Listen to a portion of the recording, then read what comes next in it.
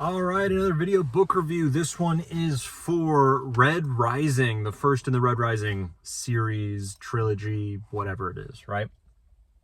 And this isn't a first time read for me. I love this series, and it is probably like my fourth or fifth time reading this book, but it has been a little bit. It has been a little bit since I've done a reread, and I'm doing the reread specifically because Red God is coming in the next maybe year, so I want to get a few of these knocked out, at least the first trilogy knocked out before at least the release date is announced, so I don't have as much homework to do. Now, I did have, I guess in the very beginning when I was introduced to this series was 2019, when I was writing Submarines, and a guy I was, deployed with did mention, hey, you should read Red Rising. I know you love sci-fi fantasy, read it. So I did, and I absolutely loved it, right? So however many years on from now, what is that, 7 years on now, it still sticks in my mind as like top tier, best sci-fi that I've ever read, and also maybe some of the best, if not the best series that I've ever read. That's like, this is peak for me. Now, every time I reread something, I always have that fear like, oh God, is it going to fall off the pinnacle, or the heights, just we're not going to reach the same heights. And I'm kind of feeling that way with my current reread of The Lord of the Rings, where it's really great in a lot of parts, in like 80 to 85% of it. But that 15%, there might be some slow points, there's something wrong with it, in a little bit of way, pacing wise or something, which brings it down a bit. And that's why Red Rising is now shooting way high in my mind, because after reading this first book, it's even better. It's even better than the last couple rereads. It's like going back to my first time reading. And maybe it's because I've had all that time, a couple years at least, but it was fantastic. It's just blends. It's such a perfect blend of like a young adult kind of Hunger Games feel, but aged up and matured and made just utterly perfect, with not with the world that it builds and sets up to actually make it feel real, and all the characters as well being so unique and vivid and complex in such a huge way. We have, our side characters who are as complex or more than our main character, and you delve deep into each of these characters. It's so interesting, and they just come right off the page. And you hear that from other reviewers about books that you've read. Like for me, I hear that, oh God, it's not meant to be saddened, these overalls. Anyways, you hear that, and then you were like, did we read the same book? Like, the characters were all right, they were interesting, but they didn't jump off the page. I'm not feeling like these are real people that I'm currently watching a scene from. But that's what this is. That's what that's what the dialogue Pierce Brown like puts in these people's mouths, and the worlds that he creates and the scenes that he puts in. They're just so vivid. They're just they jump out at you more than I think any other series that I've ever read, any other book. And this book starts that, right? Starts that to where you are introduced with the Reds and the society through the Reds first, with Darrow in the mines. And as you progress and you start a rebellion, and he goes undercover against the Golds, and now he's in the Institute, and it's so interesting to have him, the best of the Reds, face off against the best of the Golds of that year, as he starts his journey of rebellion and figuring out who he is and what he wants, because he starts the novel in the shadow of his wife, right, of Ao, who she has a vision for him. She has hey, you're better than this. This is who you should be. And he's like, listen, I'm a helldiver. I have this job. I enjoy it. I have you as my wife. This is what I want. Let's raise some kids here. My family's here. This is great. But Ao kind of forces his hand and pushes him into the world of this novel. And it all takes place in the solar system that we know, that's been populated. So it brings it kind of down to earth, so to say, and it keeps it grounded compared to other sci-fi epics. It's not Star Wars, where we're far, far away with all these weird planets, and you're not like Sun Eater, where it's technically in our current universe, right? Or yeah, in our current galaxy, just super spread out around and very far-fledged and way in the future. This is hundreds of years in the future, after the conquering of other planets, right? So you're still kind of close to the core. with our however many planets we have in our solar system. I'm not a space guy, but not being a space guy, I still love this book and this series. But in this book, you have the least amount of sci-fi, least amount of space kind of stuff, because you're thrown into the Institute, which is a dumbed down technology-wise test for these life and death tests, but they're split up into these groups, and it's kind of like Hunger Games, where you're put into this big arena world thing, and now you have to face off against your fellow students. But it's done purposefully in a way to try and build them, put them in those kind of situations that would be helpful. It's explained why they need it, why the golds have it, why the peerless scarred are, you know, different than the rest of the golds. They're the 1% of the golds, and why they matter, why it's important, why the whole color system is there. Like, it all makes sense, and that's just what I love so much about what I really like and appreciate about books. I even mentioned about the Obsidian Path, right? The Blackstone Heart.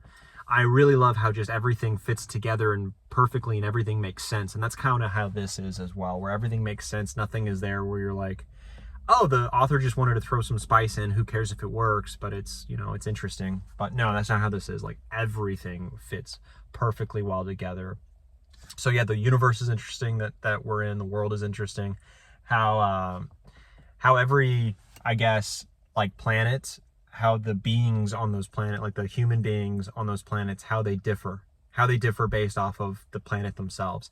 And then also, you know, the colors themselves are man-made differences there between the blues and the reds, the coppers, the golds, the, you know, obsidians, all that kind of stuff. And it's interesting to be thrown into there. And that's why I also think that's more interesting than the Will of the Many, because Will of the Many, like, it's split up into all these groups, but it's not based off of anything except, you know, a hierarchy of who is giving up how much will and who's taking how much will, and that kind of sets your status in society. And they have these weird long names of what, like, of those positions, and it's like not interesting at all, and not memorable at all, I guess. So that's why the Will of the Many kind of fell flat in that way. And also the Will of the Many is like a fantasy version of this book in this series. And also the side characters just aren't as interesting in Will of the Many as Red Rising. But again, like I mentioned in that review, this is such a high bar, right? And I really love, and I'm paying more attention to it this time, where Darrow and his transformation from a young guy with his young beliefs shaped by, you know, Harmony, Dancer, and AO and his time in the mines, and then now he's expanded and being thrown in with the golds, who he, you know, believes are the worst humans for sure, slavers, all that kind of stuff. But then he gets a more nuanced view of all these different types of peak golds. Really, they're just individuals themselves, and coming to realize that everyone is an individual. You know, it's not, your color doesn't define you, your occupation doesn't define you, where you were born doesn't define you, that kind of stuff. And finding out really individualism, and trying to balance now that new appreciation for individualism with a revolution to topple the colors of the society and mesh them all together, trying to find harmony there. And he gets that with now with the influence of Virginia from the Institute, while with also Titus, which I guess you'll see pretty easily why he is kind of the juxtaposition and to who Darrow sees himself as, and he kind of takes him off a ledge a few times. Titus is a great example, and it's very important to have someone like that in the book to see, okay, where would Darrow be if Darrow wasn't unique because of his wife and his wife's impact on him and his specific world, like history, his worldview based off of his own history, right? So I thought it's just such a beautiful dance with this character, and it was so great to see Darrow go through that, and also learn to become a leader as well. That was what the Institute is really teaching him. He's learning how to move through this gold world in this kind of practice setting, which again is still life or death, but it's more practice with proctors and such.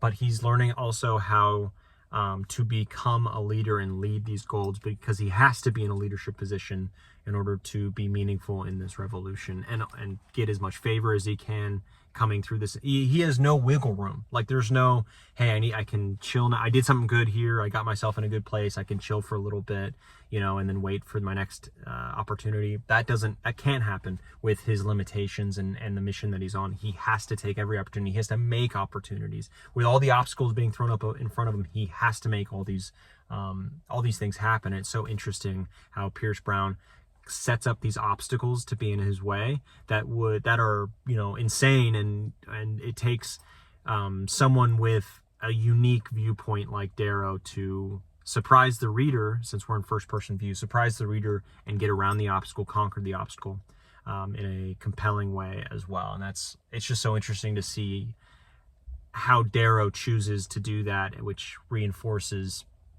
I guess the character choices of Darrow and solidifies him as a stronger, unique character. And yeah, you have a big part of this book as well is the forming of friendships through these side characters and figuring out how each of them tick, why they're different, why they are great representations of different types of golds, and coming to the realization that, oh, this is going to be, Darrow comes to the realization, okay, we have these people who are, you know, great people, really interesting, loyal, you know, nice, all this kind of stuff, but also fiercely holding onto the society and its structure, and, you know, gives good arguments on their side on why society should stay, you know, in this caste system. They're good other than that. So how is he going to, in the future, change their mind, right? Because he's in the earlier stages. Maybe he can't do that now, but it's just super interesting, his thought processes on that. And yeah, anyways, there's lots of moral problems, moral quandaries, moral things like that he has to get through that are actually interesting,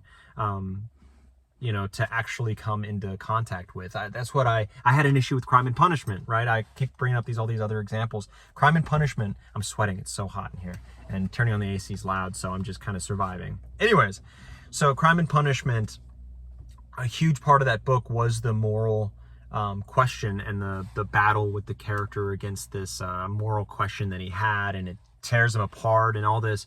But I didn't care at all about him as a character, so I couldn't even care about the moral question, really, because I don't care how it comes out with this guy at all. But these characters, Pierce Brown makes you care about them before asking those kind of questions, so you are engaged, you are locked in while they happen. Anyways, what else did I want? I can talk about this book for hours, but and ramble, but I need to wrap up at some point, or else I melt. I will melt. No question about that. It was just a superb beginning to this series, and this book is all about the starting of the revolution and what that means, and it means different things to different people. Starting Darrow's journey down the path of the Reaper, which is just so interesting, and really the start of a legend. Oh my gosh, it's so hot, it's hard to think. So anywho, this book is fantastic. I think it's better than the last couple times that I've read it. Last couple times I read it, I was like, all right, this is like a 8.5 out of 10. You know, it's great, but it's not, you know, in the 9s, but it's 100% in the 9s. Well, I'm thinking like 9.4, 9.5, easy, without even blinking, 9.4, 9.5. And it could go higher from there, but I'm going to keep it 9.4, 9.5 for now as I weigh it out, and we'll figure out where everything kind of stacks at the end. But I know I'm going to be reading and finishing the trilogy in the next couple weeks, really, and enjoying myself immensely with my favorite series of all time. So anyways, on to the next book.